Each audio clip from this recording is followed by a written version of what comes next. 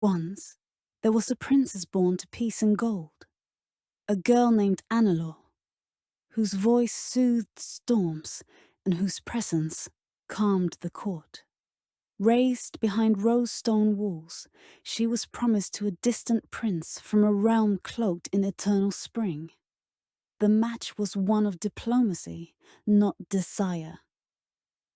Annalore never met the prince, only saw his likeness in an oil painting sent with the royal seal. But she obeyed. Her kingdom expected it.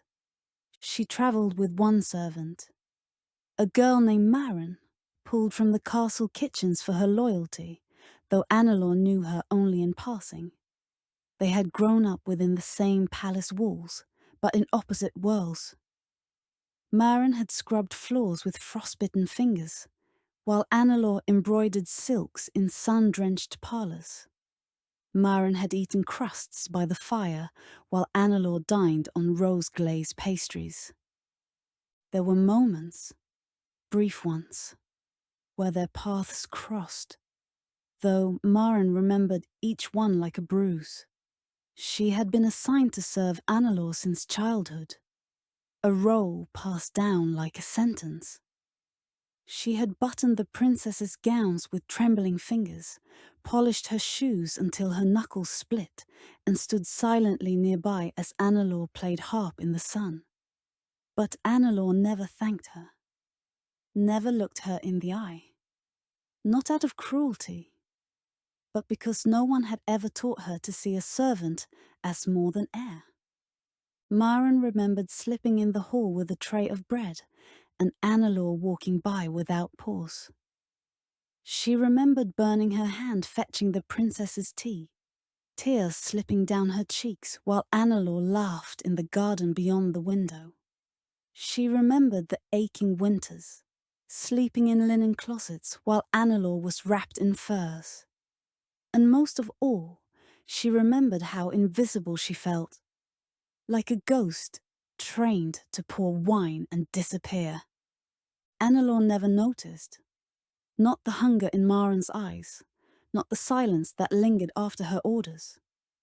She simply moved through life like a swan in a still pond, oblivious to the depths below. Maren was hardened, quiet-eyed, always watching. The journey, Maren knew, was a gift, but not for the princess. On the third night of travel, beneath stars that seemed to hum with secrets, Maren acted.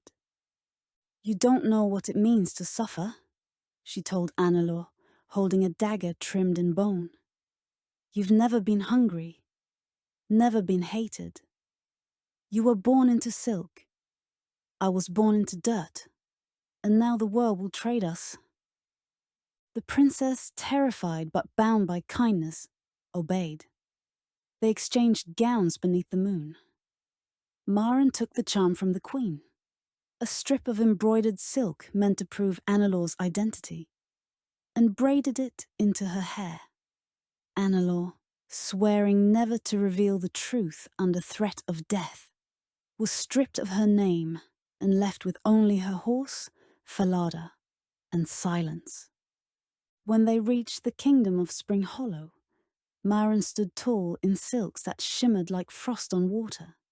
She was welcomed with horns, with flower petals, with reverent bows.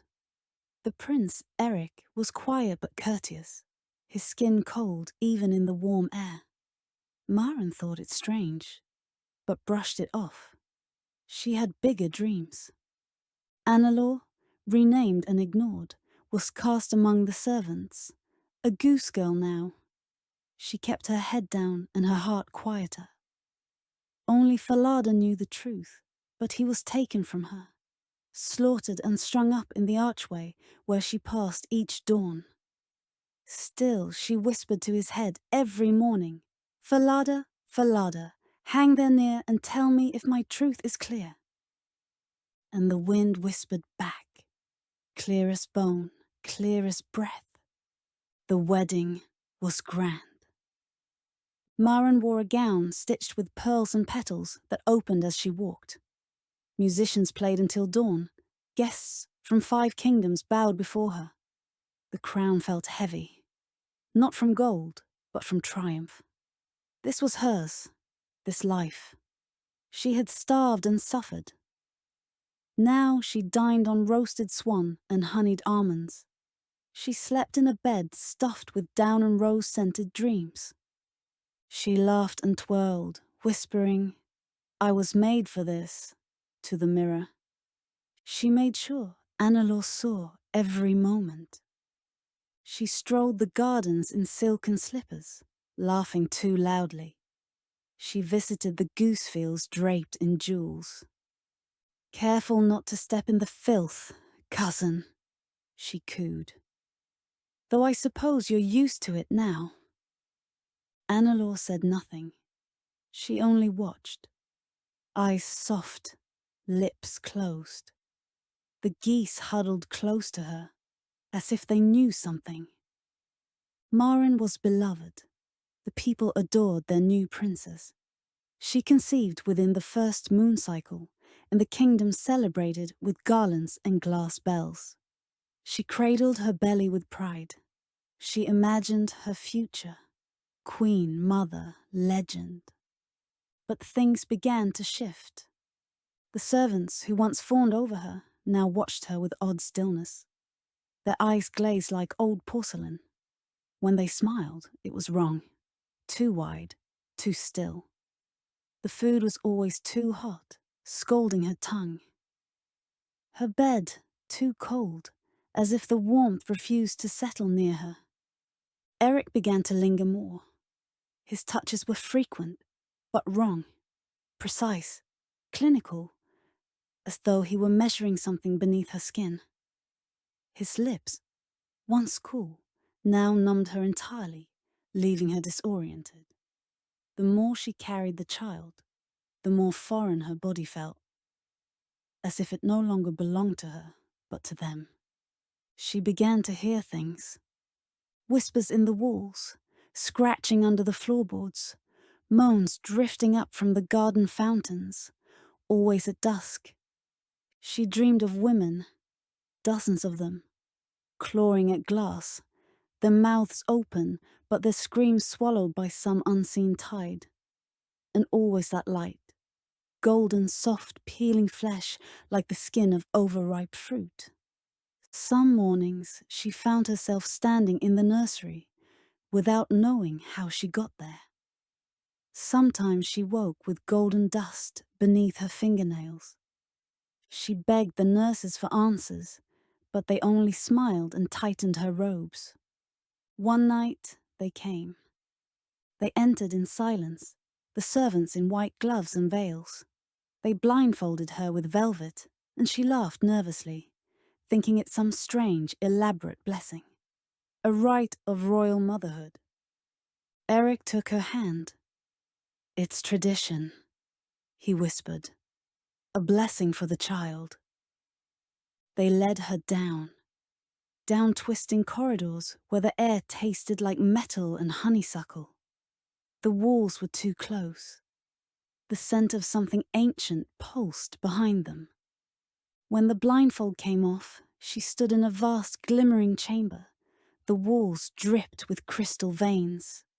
Before her stretched a mural, queens through the ages, each one painted in gold, each face hollowed, each gaze turned to a single thing in the center. A cradle, fused from glass and bone. It pulsed. She turned to Eric, heart clawing its way up her throat. He looked unchanged. "Each bride feeds the bloom," he said, voice flat with reverence. "Each child strengthens the root." She backed away, but the chamber swallowed sound and motion. The air grew heavy. And then a glow, soft and golden, rose from her skin like dew from grass. It started at her womb, blooming outward. Her scream never left her lips. It was already gone.